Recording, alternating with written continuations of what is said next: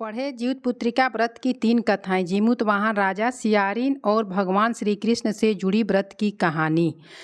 उसने कभी उनका सर कटवाकर डब्बे में बंद करा दिया, पर वह सिर मिठाई बन जाती और बच्चों का बाल तक बांका न होता। बार बार उसने अपनी बहन के बच्चों और उसके पति को मारने का प्रयास भी किया। जीवितपुत्रिका व्रत इस साल 25 सितंबर को रखा जाएगा। इस दिन भगवान श्री गणेश, माता पार्वती और शिव जी की पूजा एवं ध्यान के बाद ऊपर बताई गई व्रत कथा भी सुननी चाहिए। इसकी पूजा शिव जी को प्रिय प्रदोष काल में अपनी करनी चाहिए। व्रत का पारण दूसरे दिन अष्टमी तिथि के समाप्ति के पश्चात किया जाता है। यहाँ हम आपको दे रहे हैं जिउतिया व्रत की 3 कहानियाँ। अपनी परंपरा के अनुसार जो कथा आपके यहाँ पढ़ी जाती हो, आप उसे पढ़ सकते हैं। इसमें पहली कहानी सियारिन और दूसरी जीमूतवाहन राजा की और तीसरी भगवान श्री कृष्ण से जुड़ी कहानी है। पहली कहानी है चीलों सियारों की कथा, जो कि बहुत ही प्रचलित है। जीवितपुत्रिका व्रत में चीलों सियारों की एक कथा भी सुनी जाती है। वह संक्षेप में इस प्रकार से है। एक वन में सेमर के पेड़ पर एक चील रहती थी। पास की झाड़ी में एक सियारिन भी रहती थी। दोनों में खूब पड़ती थी। चील्हो जो कुछ भी खाने को लेकर आती, उसे सियारिन के लिए जरूर हिस्सा रखती। सियारिन भी चीलों का ऐसा ही ध्यान रखती। इस तरह दोनों के जीवन आनंद से कट रहे थे। एक बार वन के पास गांव में औरतें जिउतिया के पूजा की तैयारी कर रही थी।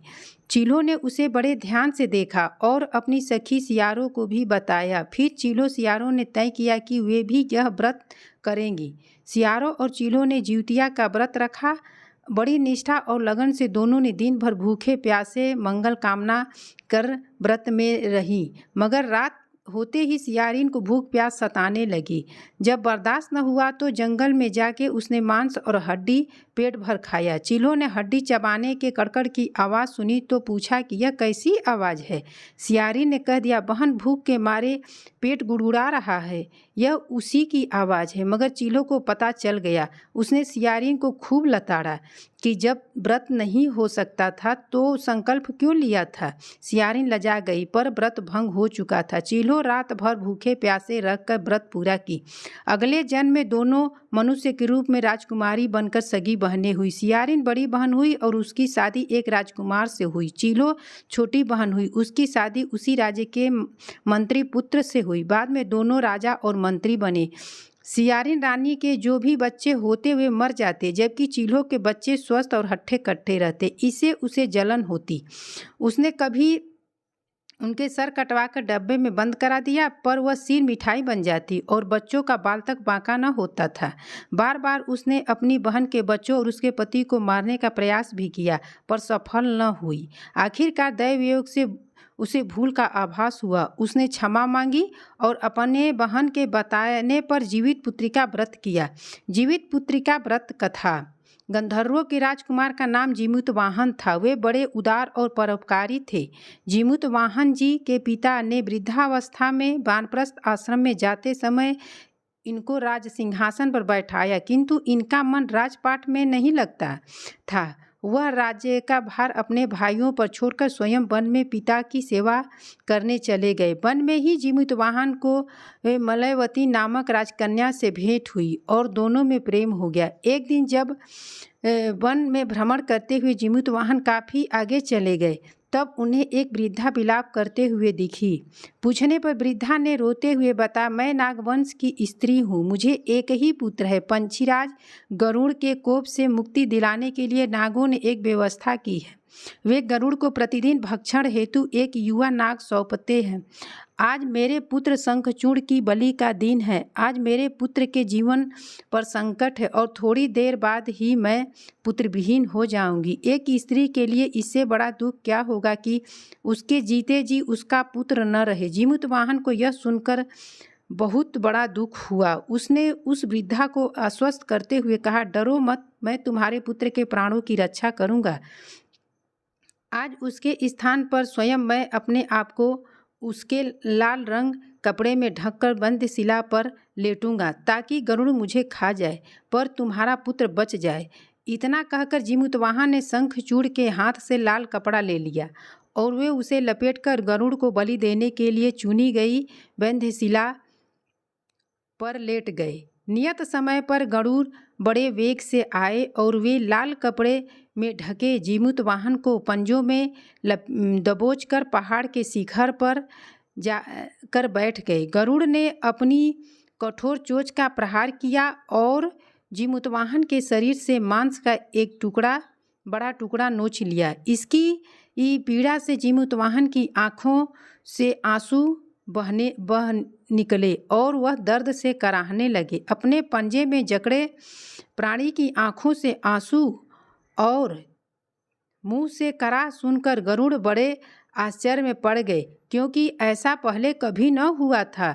उन्होंने जीमूतवाहन से उनका परिचय पूछा। जीमूतवाहन ने सारा किस्सा कह सुनाया कि ऐसे एक स्त्री के पुत्र की रक्षा के लिए वह अपने प्राण देने आए हैं। आप मुझे खाकर भूख शांत करें। गरुड़ उनकी बहादुरी और दूसरों की प्राण रक्षा के लिए स्वयं का बलिदान देने की हिम्मत से बहुत प्रभावित हुए। उन्हें स्वयं पर पछतावा होने लगा। वह सोचने लगे कि एक यह मनुष्य है जो दूसरों के पुत्र की रक्षा के लिए स्वयं की बलि दे रहा है, और एक मैं हूँ जो देवों के संरक्षण में हूँ किंतु दूसरों की संतान की बलि ले रहा हूँ। उन्होंने जीमूतवाहन को मुक्त कर गरुड़ ने कहा कि हे उत्तम मनुष्य, मैं तुम्हारी भावना और त्याग से बहुत प्रसन्न हूँ। मैंने तुम्हारे शरीर पर जो घाव किए हैं उसे ठीक कर देता हूँ। तुम अपनी प्रसन्नता के लिए मुझसे कोई वरदान मांग लो। राजा जीमूतवाहन ने कहा कि हे पंछीराज, आप तो सर्वसमर्थ हैं। यदि आप प्रसन्न हैं और वरदान देना चाहते हैं तो आप सर्पों को अपना आहार बनाना छोड़ दें। आपने अब तक जितने भी प्राण लिए हैं उन्हें जीवित प्रदान करें। गरुड़ ने सबको जीवन दान दे दिया और नागों की बलि न लेने का वरदान भी दिया। इस प्रकार जीमूतवाहन के साहस से नाग जाति की रक्षा हुई। गरुड़ ने कहा, तुम्हारी जैसी इच्छा वैसा ही होगा। हे राजा, जो स्त्री तुम्हारे इस बलिदान की कथा सुनेगी और विधि पूर्वक व्रत का पालन करेगी उसकी संतान मृत्यु के मुख से भी निकल आएगी। तब से ही पुत्र की रक्षा हेतु जीमूतवाहन की पूजा की प्रथा शुरू हो गई। यह कथा कैलाश पर्वत पर भगवान शंकर ने माता पार्वती को सुनाई थी। जीवित पुत्रिका के दिन भगवान श्री गणेश, माता पार्वती और शिव जी की पूजा एवं ध्यान के बाद ऊपर बताई गई व्रत कथा भी सुननी चाहिए। भगवान श्री कृष्ण कथा, ये तीसरी कथा है। यह कथा महाभारत काल से जुड़ी हुई है।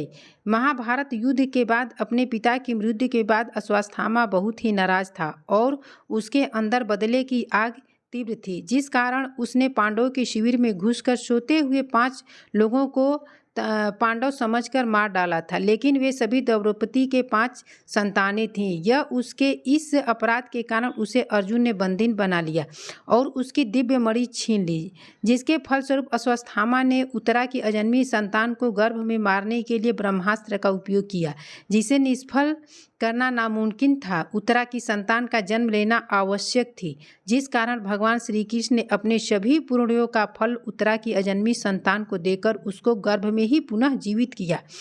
गर्भ में मरकर जीवित होने के कारण उनका नाम जीवित पुत्रिका पड़ा और आगे जाकर यही राजा परीक्षित बना। तब ही से इस व्रत को किया जाता है। ये कहानी कैसी लगी कमेंट में ज़रूर बताइएगा और चैनल को सब्सक्राइब ज़रूर कर दीजिएगा।